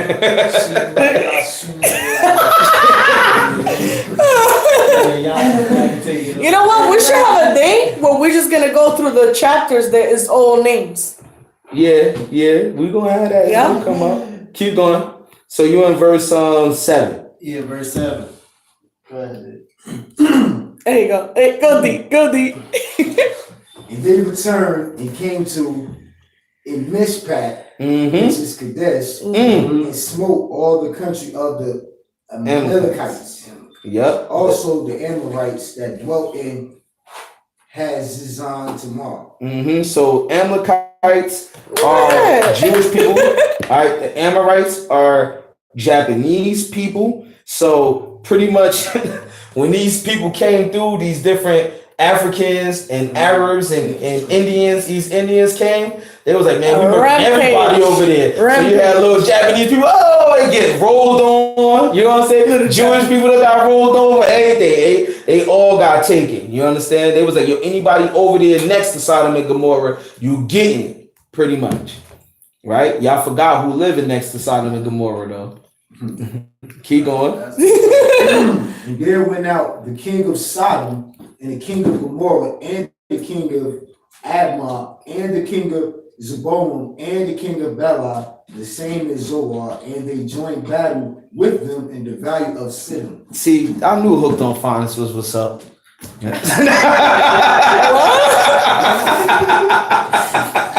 Actually, those was some easy ones right there. It's the same ones. No, it's not, my guy. Let's keep going. That was an easy one right there. Where were you at? We in verse 9 now. All right. Wait a minute. With Shebelamar, Okay. yeah, Shebelamar, the king of Elam, and with Titan, king of nations. That's what Jay-Z got there. And Raphael, king of Shinar, and Arioch, king of Elisar, 4 kings with 5. That's what I'm talking about. Keep going. And the valley of Siddim was full of slime pits, and the kings of Sodom and Gomorrah fled and fell there, and they that remained fled to the mountain. Right. So when they went to go to war with them, when Sodom and Gomorrah decided, like, you know what, we got our team ready, we ready to fight. They ended up fighting, but it was too muddy. It was like slime pits, so they was falling all over the place, getting stabbed up with spears and everything. They said, we can't fight over here. We gotta go. So they all but started running. All right, but guess what? These people still coming. Even though you running, they still coming. Right? Read on. And they took all the goods of Sodom and Gomorrah and all their victuals and went their way. Right. So now they invaded Sodom and Gomorrah and they took everything in there. They took all of the gold, the silver, they took the women, they took everything. They wiped that place clean. Read on. And they took Lot, Abram's brother's son, who dwelt in Sodom, and his goods, and departed. So guess what? Lot was over there by that land. He was right next to Sodom and Gomorrah. Lot got rolled on too. All right. He got rolled on too, and I said the Ammonites is the Japanese. I'm bugging. That was not the Japanese. Yeah, I'm just correcting myself. That's all. Keep going. And there came one that had escaped and told Abram the Hebrew, for he dwelt in the plain of Mamre, the Amorite, brother of Eshcol and brother of Anar. And these were confederate with Abram. So now it called Abram the what? Brother. The Hebrew. Yeah. You understand? Because the Hebrew language stayed with Abraham. So when God separated the people and everybody got different languages, the language stayed with Abraham. You know what's funny? You know how like sometimes like you have people that end up like smaller like families and they have like their own language, like, and they move on with like saying friends or something like that. Little by little, they don't know the original language. Maybe that's why he ended up inheriting the title Hebrew. Yeah, because probably everybody else went to Gomorrah or somewhere else, and the Hebrew stayed with him. Actually, the word Hebrew come from Eber, and Eber was the person that the Hebrew stayed with. Then Eber passed it down to Arphaxad to Ra to Abraham. You understand? So the original language stayed with him. Read on. And when Abram heard that his brother was taken captive, he armed his trained servants. He did what? Armed his trained servants. Wait a minute. So his service wasn't just sweeping floors and mopping. He said he armed his trained servants. Meaning everybody that was rolling with Abram, them cats was doing push-ups, sit-ups, doing drills, all of that stuff. These cats was trained for war. These cats was trained for war, showing you even more that Abraham took the smart way out when it came to the Egyptians. Yeah. Because his servants was already trained for war. You understand? But he knew, man, I can't go to war with Egypt. It's the same thing in today's time. We could train, learn how to fight, learn how to shoot guns and all of that. But are we really going to do an uprising against America? No. Hell no.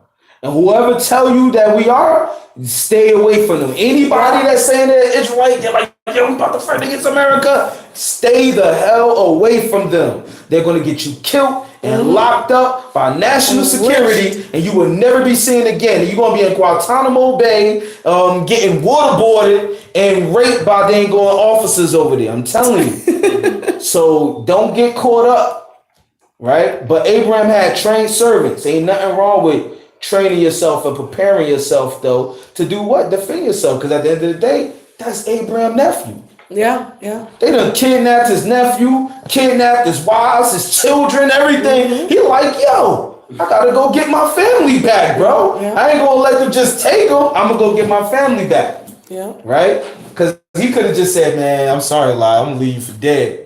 But Abraham evaluated the situation. Yeah. And then it said in the other verse, it said, it named some people, and it said, and these were confederate with Abram. So he ain't go by himself.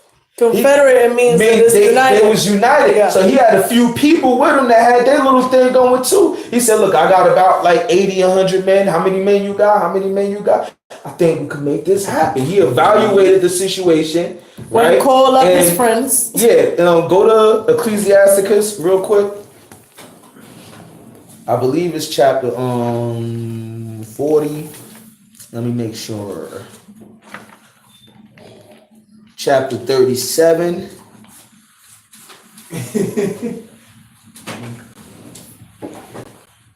Oh, you're so Boy, when the youngest is cute. And go to verse 12. Ecclesiasticus chapter 37, verse 12. Yaakov, read that. But be continually with a godly man, whom thou knowest to keep the commandments of the Lord, whose mind is according to thy mind. Right. So Abraham had people that was confederate with him. All right. And these were people who were smart enough to evaluate the situation like him. So it said, be continually with godly men who think like you. Because then y'all could really, because sometimes your emotion might get the best of you. You're like, yo, man, they took my nephew, yo. I'm ready to go to war. And there's somebody that's your people's got to be like, oh, whoa, wait. Before you go to war, did you think about how much ammunition you got? You know what I mean? Sometimes you need that real friend to bring that reality to you. But if you're not around like-minded people, you can mess around, let your emotions get the best of you, and then some dumb people will be urging, yeah, go ahead, get him. You got it. Go there and get rolled out. Right? Read on. Born in his own house, 318. No. I'm not done with Ecclesiasticus. Yaakov. Whose mind is according to thy mind. Uh-huh. Will sorrow with thee if thou should miscarry. Read on. And let the counsel of thy own heart stand, for there is no man more faithful unto thee than it. So it said, let the counsel of your own mind, meaning you got a counsel within yourself, got reason within your own mind too. Read on. For if a man mind is sometime want to tell him more than 7 watchmen that sit above in a high tower. So it says sometimes the counsel you take with yourself is better than the counsel you might get from 7 men. Yeah. Right? But read on. Here's the most important part. Verse 15. And above all this, pray to the Most High that he will direct thy way in truth. Right. So then you got to pray to the Most High, though. So you get counsel from your friends. Then you meditate within yourself. And then you also got to pray to the Most High and be like, Father, what do you want me to do? But now read on, verse 16. Verse 16. Let reason go before ever enterprise. So meaning before you do any form of work, before you go to war, before you start a business, before you lay down with a woman and make her your wife and start a family, said you should counsel first. Read on. 16. Let reason go before ever enterprise and counsel before every action. So you got to counsel before every action. That's what the Bible tells you. So Abram, he counseled with a few of his men that was confederate with him. He evaluated the situation. And then once he seen like, hey man, this is possible, he went out to war. So D, read where you at in Genesis. Call it and read it. Genesis chapter 14, verse 14. And when Abram heard that his brother was taken captive, he armed his trained servants, born in his own house, 318, and pursued them unto Dan. So he said he had 318 born men. in his house. Born in his house. That's from those servants that was given to him when he went to Egypt too. Yeah. So he multiplied. Like he had servants, went into Egypt, then they gave him servants, then they had children. He had 300 and something servants that he would train and teach them how to fight and go to war. And he also said, they was willing it's time. to put their lives down They for was the willing to cause. put their lives down. He said, it's time. We could do this. He must have been treating them good for the Yeah, exactly. That's what I meant when I was saying that too. Yeah, of course. Of course he was treating them good. According to our law, it's against our law to even mistreat our servants. Straight up.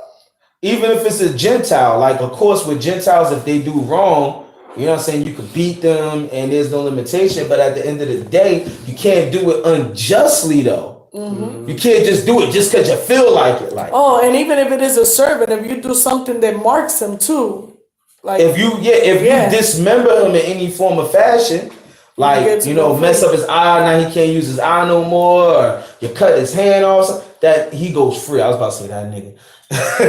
But he goes free. Straight up. That's what it say. If you dismember a servant, that person automatically goes free. To show you that it was never meant for them to do slavery like the way that they did it with us. That is unlawful according to the Bible. Yes, slavery has always been around, but according to the Bible, there's a way to do it.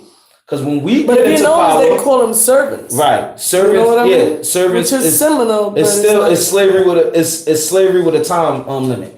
But nonetheless, you know what I'm saying, there's a way that you gotta do it. You understand? When we get in power, the most I say we're gonna have servants, handmaids, slaves.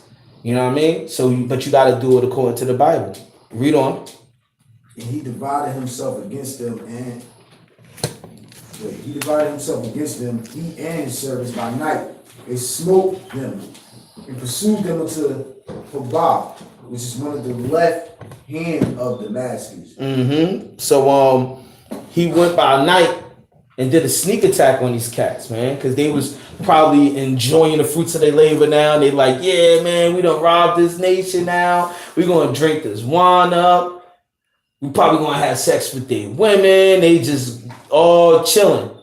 Abram just rolled down on them with just only 300 men. They had way more men than Abraham. It was on some movie 300. Yeah. But Abraham ran down on them with only 300 men. All right, read on.